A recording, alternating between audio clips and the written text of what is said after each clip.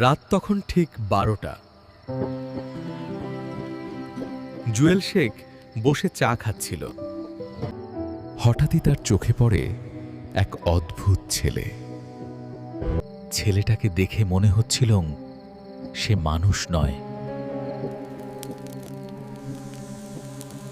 ভয় পেয়ে জুয়েল ঠিক করল এখান থেকে চলে যাবে।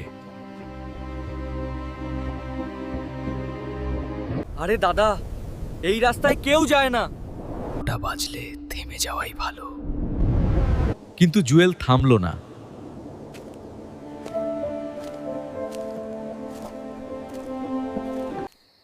সামনে গিয়ে সে দেখল এক শেওড়া গাছ। গাছের নিচে দাঁড়িয়ে আছে এক মেয়ে, কিন্তু তার দৃষ্টি অমানবিক। ভয় পেলেও সে সাহস করে এগিয়ে যায় এবং ভাবল মেয়েটি আর দুষ্টি অমানবিক বোঝাতে চাইলেন বুঝতে পারছি না। কিন্তু অদ্ভুত ব্যাপার যে জুয়েল যত এগোয় রাস্তা তত বড় হয়। এ যেন শেষ হওয়ার নাম নেই। জুয়েলকে চারপাশে থেকে ঘিরে ধরে ভয়ানক সব পেতনির দল।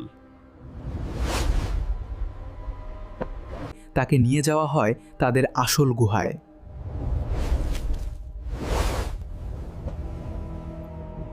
কোনো মতে জুয়েল সেই পেতনিদের হাত থেকে পালিয়ে আসে।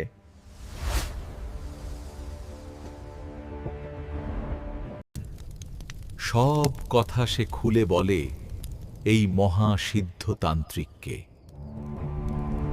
জুয়েলের সব কথা শুনে সমস্ত মানুষকে বাঁচানোর জন্য তান্ত্রিক প্রস্তুত হন, ভূতেদের শায়েস্তা করার জন্য।